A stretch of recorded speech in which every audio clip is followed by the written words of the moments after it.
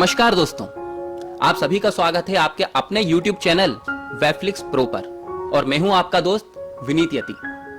दोस्तों, आज हमारे साथ जुड़े हैं वरिष्ठ रंगकर्मी, लेखक और डायरेक्टर श्री अभय दुबे जी।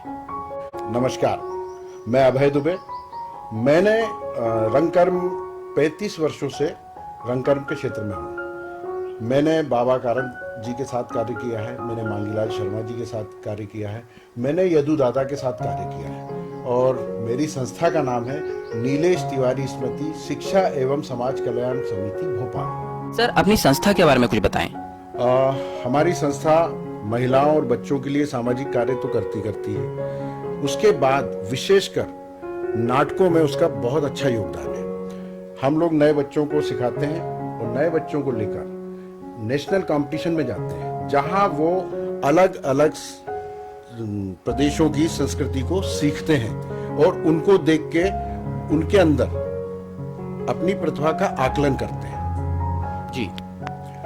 इसके अलावा नए बच्चों की जो एक्सरसाइज है, जैसे वोकल हम लोग वर्कशॉप लेते हैं तो एक्सरसाइज करवाते हैं, वॉइस एक्सरसाइज करवाते हैं, फेस एक्सप्रेशन करवाते हैं, इसके बाद रीडिंग करवाते हैं, स्क्रिप्ट रीडिंग करवाते हैं और उनको ले जाके जो अलग अलग रंगमंच पे नाटक होते हैं उनको हम लोग दिखाते हैं जी। सर, नाटकों के अलावा जैसे हम थिएटर करते हैं, कई लोग कहते हैं कि भाई हमें फिल्मों में काम करना है, हमें टीवी सीरियल्स में काम करना है, तो इसमें जो थिएटर है, क्या थिएटर से ही शुरुआत करना जरूरी है या फिर जो एक्टिंग इंस्टीट्यूट्स हैं इनके थ्रू भी जाया जा सकता है? देखिए, मैं किसी के बारे में वो वाली बात नहीं करूंगा, लेकिन जितने कलाकार थिएटर के रहे वो आज भी जो है, चूंकि लाइव परफॉर्मेंस करना एक बहुत कठिन कार्य है। लाइव मंच पे आके इतनी बड़ी भीड़ के सामने बोलना जी, वो एक अपने आप में जो है मोटिवेशन होता है। तो लाइव परफॉर्मेंस जब आदमी कर लेता है तो उसके बाद उसके अंदर जो आत्मविश्वास है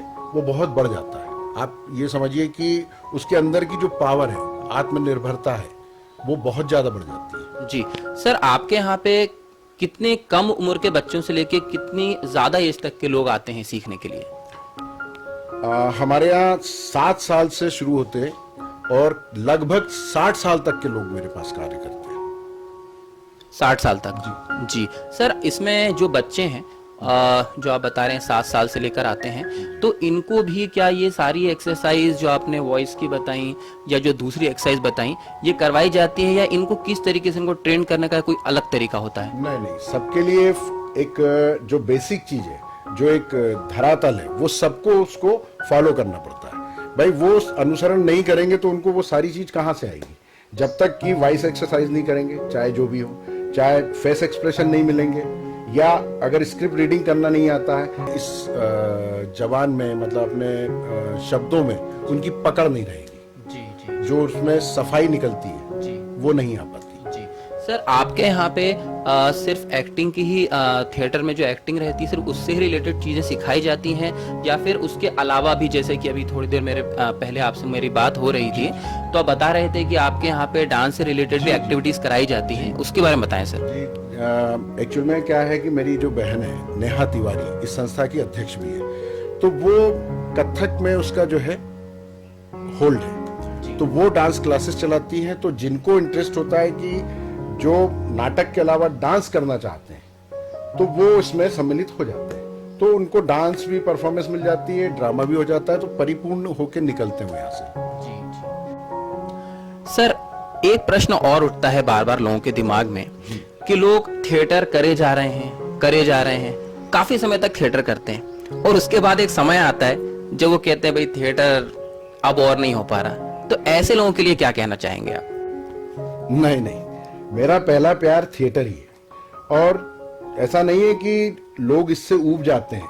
आज फिल्मों में भी जो कार्य कर रहे हैं, जैसे नसीर जी हैं, रोहिणी हट्टंगडी जी हैं, इला अरुण जी हैं, ये कंटिन्यू सतत रंगमंच पे आकर अपनी ऊर्जा को वापस बढ़ाते हैं, क्योंकि रंगमंच ही एक ऐसी चीज है, विधा है, जहां आदमी बोर नहीं होता है जी। और सर, एक विद्यार्थी के जीवन में या विद्यार्थी हम कह लें या फिर एक आम इंसान के जीवन में थिएटर किस तरह बदलाव ला सकता है या थिएटर आके उसको क्या नई चीज मिल सकती है, सर ये जरूर बताएं आप। जी, इसका मैं बढ़िया जवाब दूंगा। बच्चों को थिएटर हमें करवाना चाहिए। बच्चों को इसलिए थिएटर करवाना चाहिए क्योंकि उनकी जो याददाश्त है ये बढ़ती है और वो पढ़ाई में बहुत काम आती है। क्योंकि रंगमंच जब बच्चे करने आते हैं तो उनके दिमाग में अपने डायलॉग्स होते हैं, अपनी एंट्री, कब हम मुझे एंट्री लेना है, कब मुझे जो है मेरे डायलॉग्स बोलने हैं, उसके डायलॉग्स के बाद। तो इसलिए याददाश्त, एक मोटिवेशन जो होता है, ये बढ़ाने के लिए रंगमंच बहुत अच्छा साधन है। बिल्कुल। सर मैं एक चीज़ और जानना चाहूँगा, जैसे कि आपने नेशनल कंपटीशन के बारे में जानकारी दी थी, तो जो नेशनल कंपटीशन है इसमें आपके यहाँ के सिर्फ बड़े लोग जो एज के हैं वही जाते हैं, या जो आपने छोटे बच्चे बताए वो छोटे बच्चे भी जाते हैं? नहीं, मेरे जितने नेशनल कंपटीशन हुए हैं उसमें बाल कलाकार भी गए हैं, तो बाल कलाकार ने भी अपना पुरस्कार लिया है वहाँ पे। और मिडिल एज में सह अभिनेत्री हो, चाहे चरित्र अभिनेत्री हो, चाहे कॉमेडी एक्टर हो, चाहे बेस्ट एक्टर हो, ये सारी चीज जो है मेरी टीम को मिलती है।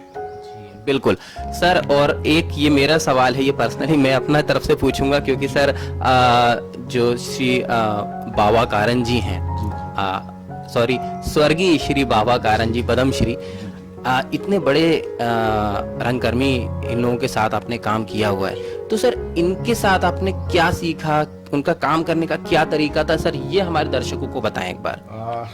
सबका गुरुओं का अपना अपना कार्य होता है, अपने अपने हिसाब से सारे गुरु जो उनने अपनी शिक्षा ग्रहण की है वो सारे प्रदान करते हैं। जैसे मैंने उनसे जो शिक्षा ली है, मैंने यदु दादा के साथ अलग सीखा है, मैंने बाबा कारंत के साथ जी अलग सीखा है, मैंने मांगीलाल शर्मा जी के साथ अलग सीखा है, फिर मैंने इन तीनों को मिला के अपना एक नया अलग जो है वो मैंने बच्चों को सिखाया और वो बच्चों को सिखाता हूँ। कि मतलब हर आदमी का अपना अपना सिखाने का एक तरीका होता है।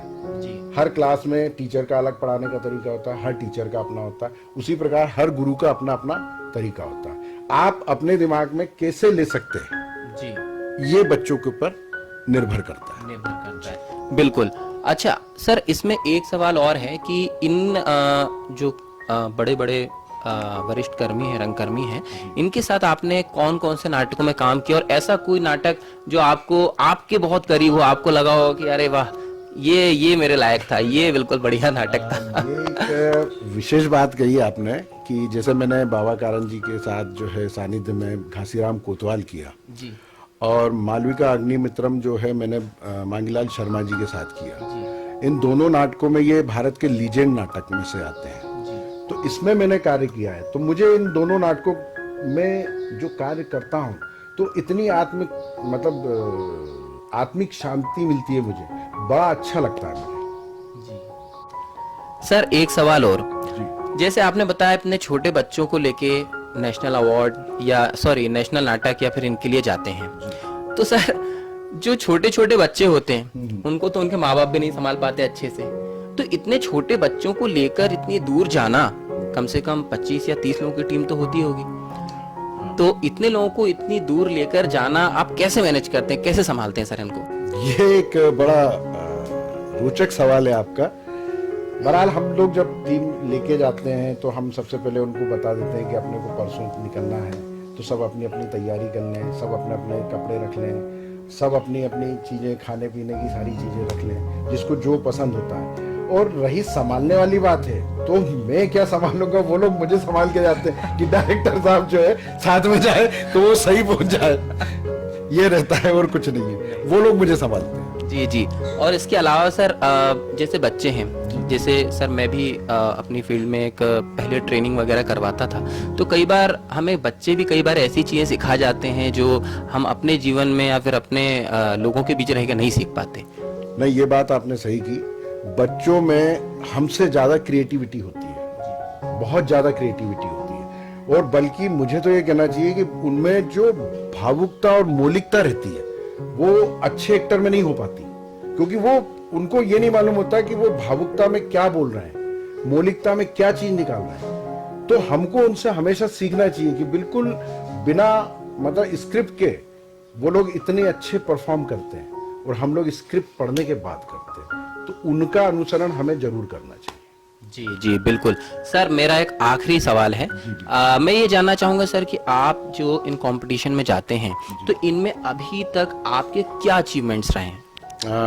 मेरा अचीवमेंट तो मेरी टीम के साथ तो रहता ही रहता है। जी दूसरा, बाकी जिन कंपटीशनों में जाता हूं, अगर उन्हें लगता है कि मेरी टीम की परफॉर्मेंस अच्छी हो रही है तो उसका क्या कारण है, तो उसका कारण से वो मुझे जो राष्ट्रीय पुरस्कार देते हैं, तो मुझे अभी तक कम से कम 8 राष्ट्रीय पुरस्कार मिल चुके हैं, नेशनल अवार्ड, जिसमें शिमला है, जिसमें आजमगढ़ है, जिसमें गुवाहाटी है, जिसमें गुवाहाटी में मुझे जो है राष्ट्रीय पुरस्कार सबसे पहला मिला है। जी जी और उसके बाद से जो मैं मतलब आगरा में इंटरनेशनल है, जो संस्कार भारती से मुझे राष्ट्रीय पुरस्कार मिला है, ये सारे जो मिला के मुझे करीबन लगभग 8 अलग अलग शहरों में मैं धनबाद में सब जगह पुरस्कार ले चुका हूँ राष्ट्रीय सम्मान।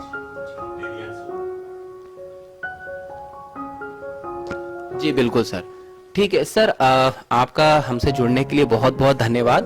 बस सर, जाते जाते हमारे जो दर्शक हैं, क्योंकि इसमें ज़्यादातर जो लोग जुड़े हुए हैं वो कला के क्षेत्र से हैं, डांस के क्षेत्र से हैं, संगीत के क्षेत्र से हैं, तो इनके लिए सर आप क्या मैसेज देना चाहेंगे आपके थिएटर ग्रुप की तरफ से?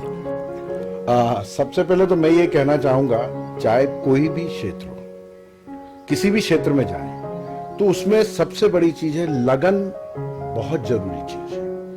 अगर लगन नहीं होगी या हम उसको पूरी तरह सीखने की कोशिश ना करेंगे तो हम किसी भी कला में या किसी भी जॉब के लिए या किसी भी क्षेत्र में जाने के लिए आत्मनिर्भर नहीं बन पाएंगे। तो मेरा ये कहना है कि चाहे रंगमंच में आए, चाहे कहीं भी किसी डांस में जाए या किसी भी कला के क्षेत्र में जाए या कहीं अपने जॉब के लिए जाए, तो सबसे मेन चीज है कि लगन बहुत जरूरी है। सीखने की हमेशा कोशिश करते रहना चाहिए, ये मेरा कहना है। जी बहुत बहुत धन्यवाद सर आपका हमसे जुड़ने के लिए और इतना कीमती समय देने के लिए।